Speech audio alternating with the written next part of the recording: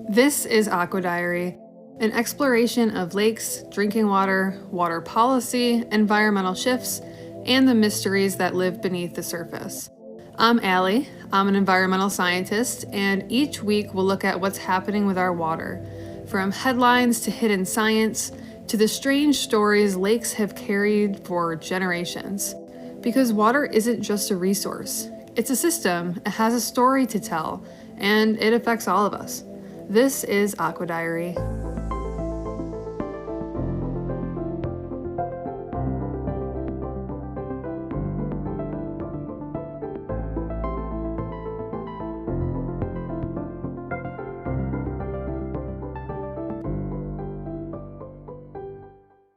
Before we jump into any headlines, I want to slow down and explain why I'm making this podcast.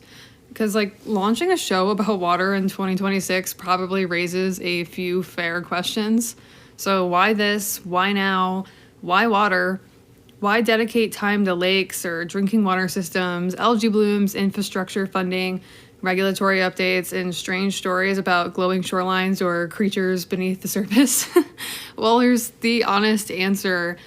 Water is the most important system people rarely think about. It's background noise in our lives until it isn't, right? Which is crazy to me because there are very few systems water doesn't touch. It's a thing that we always assume will be there until it changes color or smells weird or makes some sort of a headline. I've spent years studying and working around water, from governments to private industries, and I still find myself in awe of how much is happening beneath what looks like stillness. There's this illusion of simplicity and calm when it comes to water. If you've ever stood at the edge of a lake, early in the morning, you know what I'm talking about.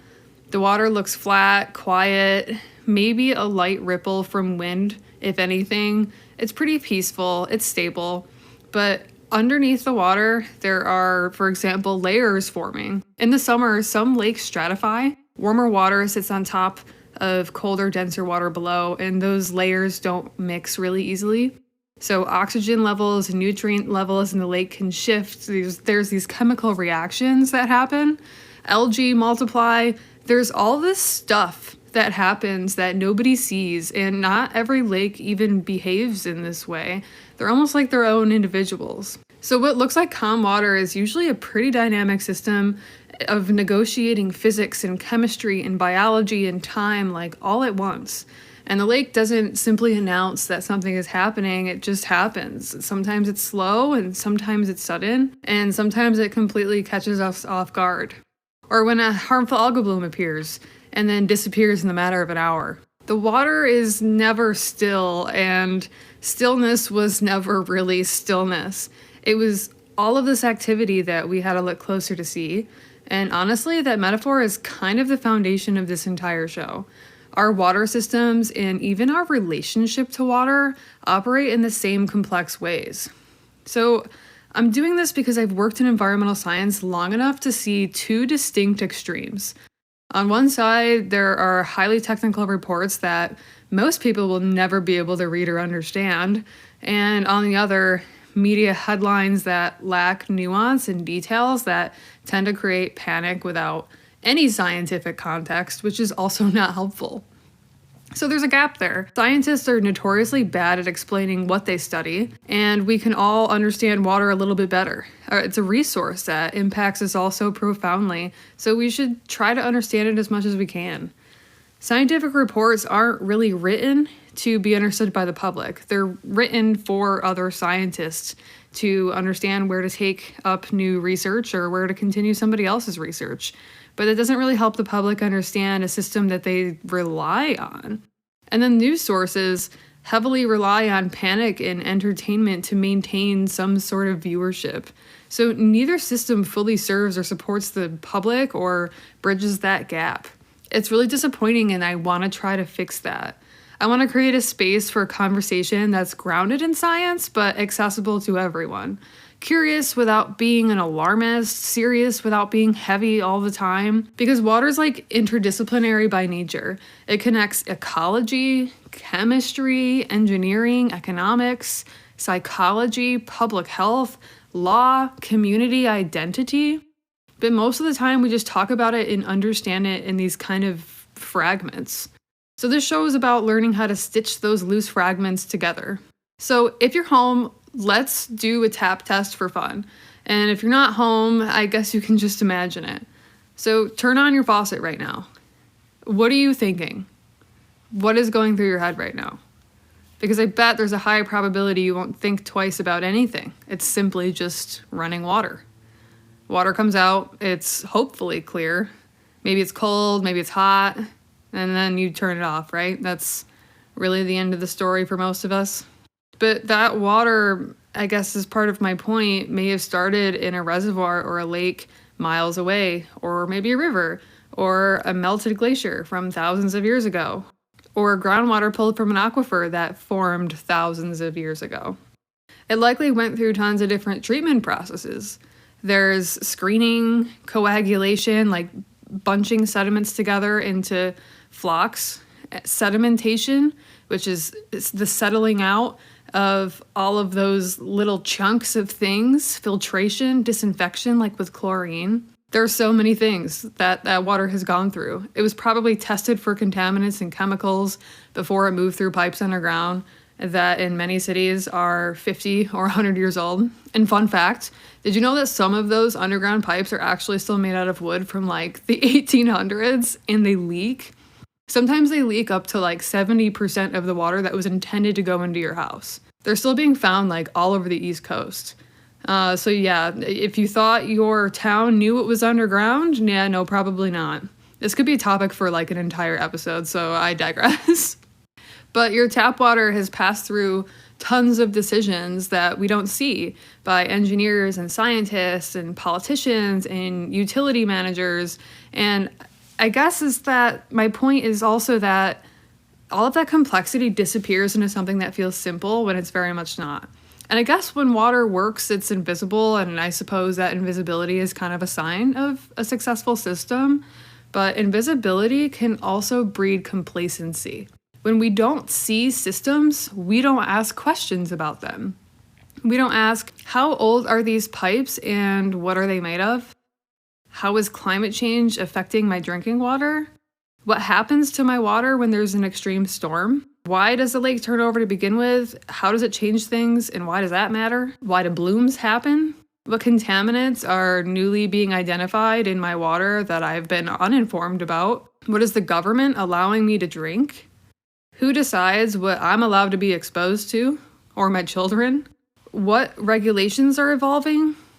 How are we supposed to protect our water and where could we do better? Should I be concerned about this headline I just saw yesterday, or this new bill being introduced, or is this okay?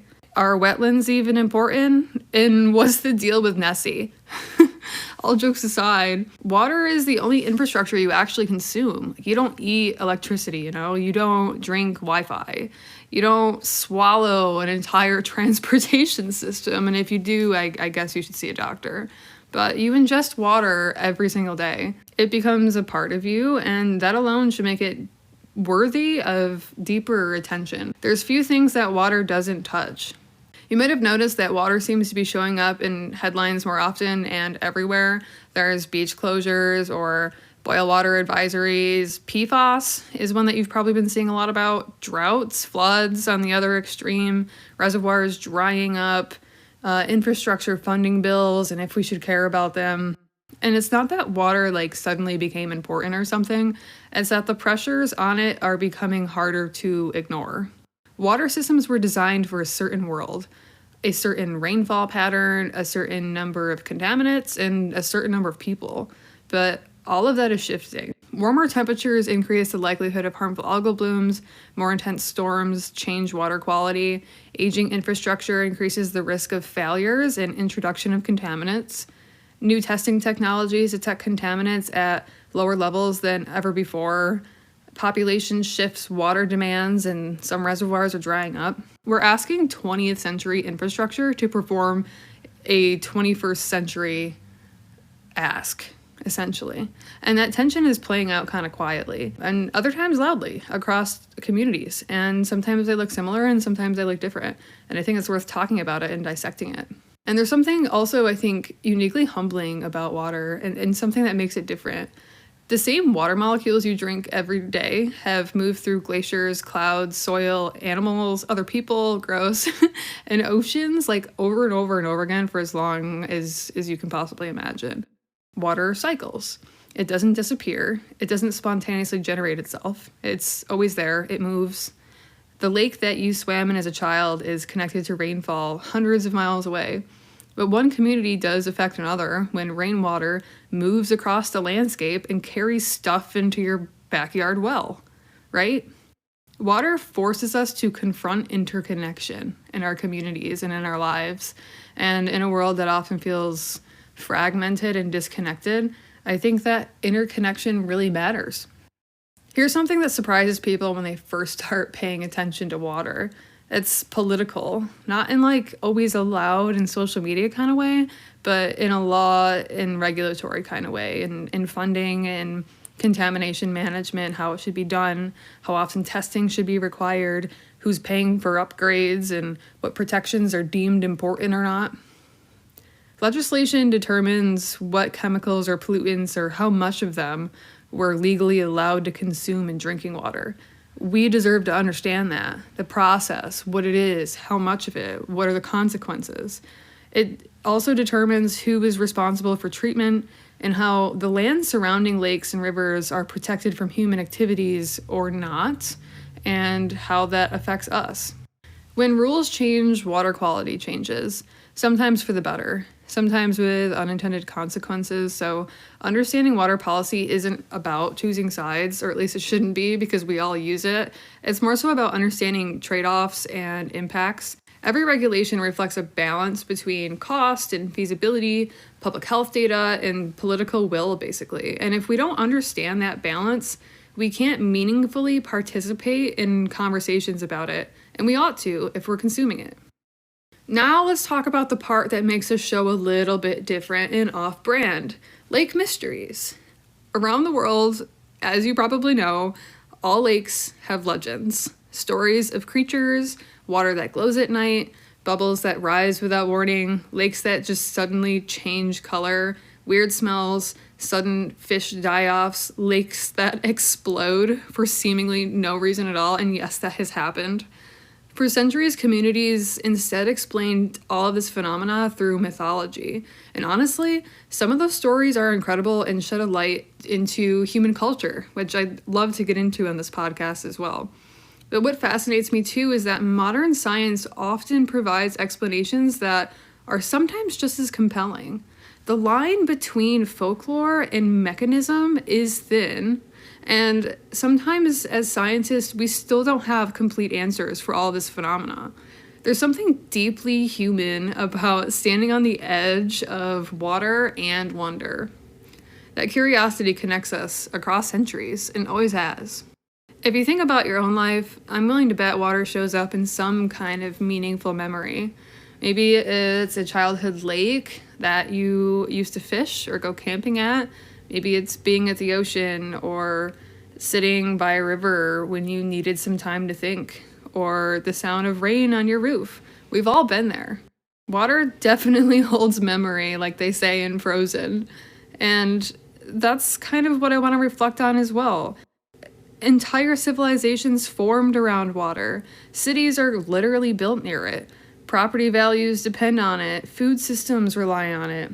It shapes migration, recreation, identity. Water is life. And yet, in everyday conversations, we rarely go deeper than, hey, did you see that algae bloom? What the hell's up with that? Did you hear about that advisory? We can do better than that, and I'm here to make sure of it. Starting next week, each episode may blend a mix of things. It could be current water headlines, scientific breakdowns of lake behavior and phenomena, policy updates explained in plain language, and yes, of course, a rotating segment exploring lake mysteries, strange things, and folklore. Some weeks will probably be a little heavier, others will be lighter, some will be scientific, and some will just lean onto the weird. But every episode will come back to the same premise, in that water deserves more than just crisis coverage and alarmist language. It deserves attention and context and curiosity and our respect. Not obsessively, but intentionally, because the systems that sustain us shouldn't only matter when they fail.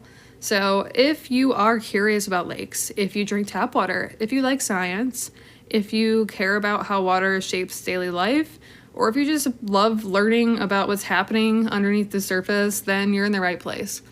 This is AquaDiary, and thanks for joining me on this journey and my very first podcast. I hope to give justice to the science and the why behind everything that we're seeing, give you some more context on what you're reading out there, and help you explore a little bit more. So thank you for joining if you've stayed this long. If this resonates with you, please follow or subscribe so I know that you like it, and please leave a comment with a topic that you'd like me to explore. We all know that there are many.